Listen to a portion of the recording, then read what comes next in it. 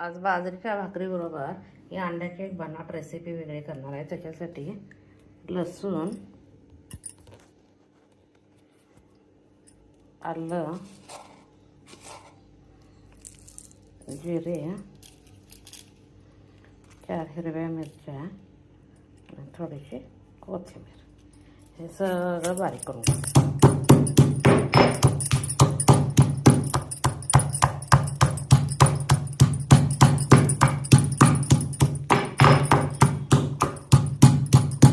हे बारीक करून घ्यायचं। त्याच्यानंतर टोमॅटो एकदम बारीक चिरून घ्यायचे आणि मिक्सरला प्युरी करून घ्यायची। त्याच्यानंतर 1-2 कांदे बारीक चिरून घ्यायचे। पहिल्यांदा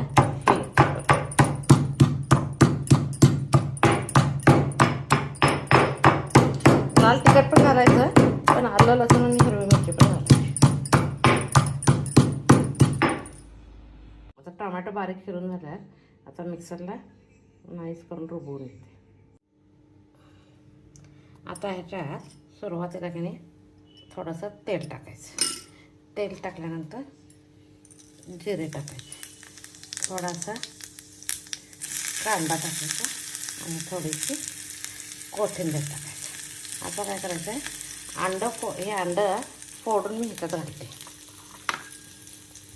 आणि आता काय करायचं, हे एक अंडं मी फोडलं आहे, हे फेटायचं नाही ऑमलेटसारखं, हे डायरेक्ट ह्याच्यात घालायचं।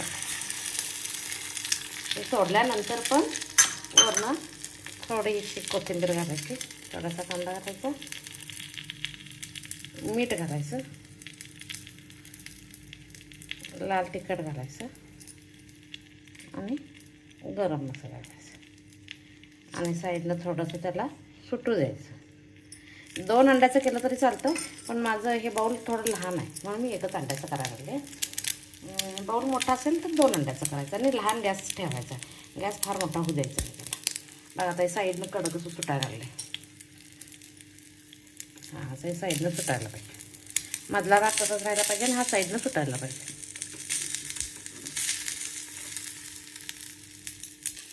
आता हा भाग मी उलटवला। आता काय करणार आहे, अशा प्रकारे अजून 4 आहेत, या 4चे पण करून घेणार आहे, सेम प्रोसिजर। आणि हे 4 झाले की मग फोडणी टाकायला चालू करणार आहे। काय नाही, असं स्पूनमध्ये घ्यायचं, निघतं आपण असं। एका साईडलाच तेल लावायची गरज आहे, दुसऱ्या साईडला काही लावायची गरज नाही। आता परत हे काय करायचं,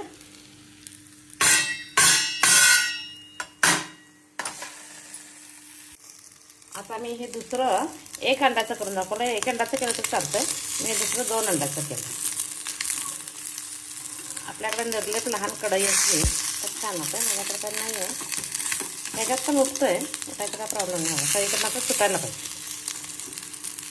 छान सुटलं की उचलायचं, अजून थोडंसं मधला भाग साधारण ओलसर राहतोय म्हणून पलटल्यावर करायला येते। तर हे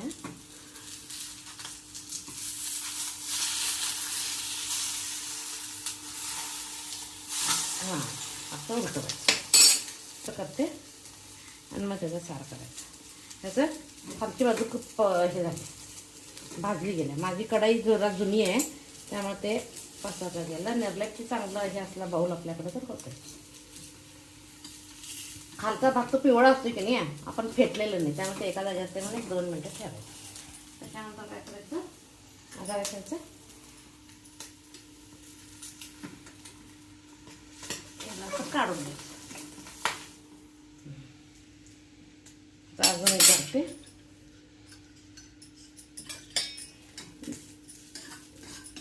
निर्लेप कढई किंवा असं ते एक छान असते की पूर्ण सुटते, माझं जरा नाही म्हणून नाही काढत, थोडा गोल राऊंड गेला। आता काय करायचं, थोडासा कांदा, थोडंसं जिरं, थोडीशी कोथिंबीर फोडायचं, फेटायचं नाही, आमलेटला आपण फेटतो।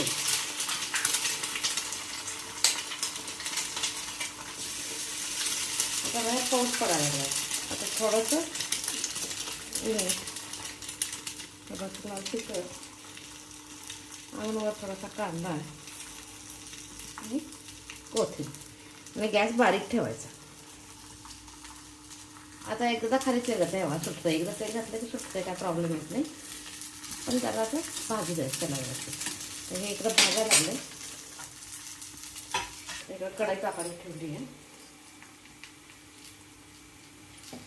तेल ठेव होतं हां, निघालं बघा सगळीकडे.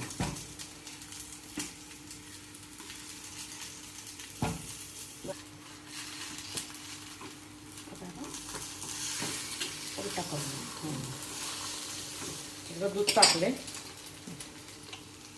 गॅस बंद करून घेतला.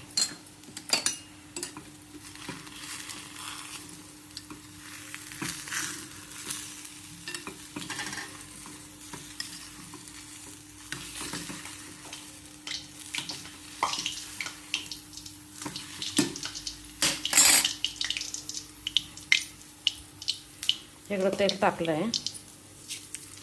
मोहरी, जिरे, जिंजर गार्लिक पेस्ट,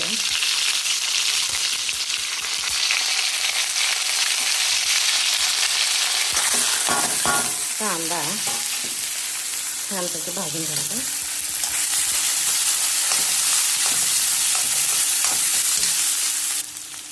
आता कांदा भाजायला लागलाय.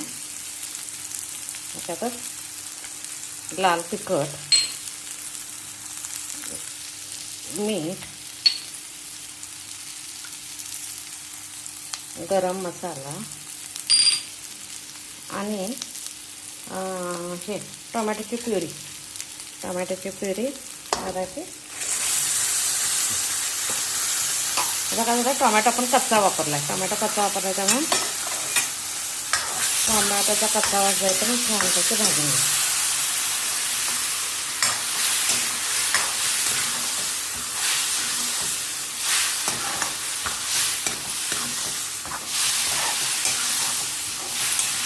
छान भाजी गेली. आता काय करायचं, त्याला थोडासा थिकनेस येण्यासाठी मी बेसन पीठ वापरायला. बेसन पीठ वापरायचं, नाहीतर हुरकडले म्हणजे चणा डाळ असते की फुटाणे डाळ त्या डाळीचं मिक्सर घालून बारीक केलं तर चालते. पण मी काय ते वापरले नाही. माझ्याकडे बेसन पीठ होतं ते मी वापरून. आणि आता काय करायचं, ते त्याला फक्त थिकनेस येण्यासाठी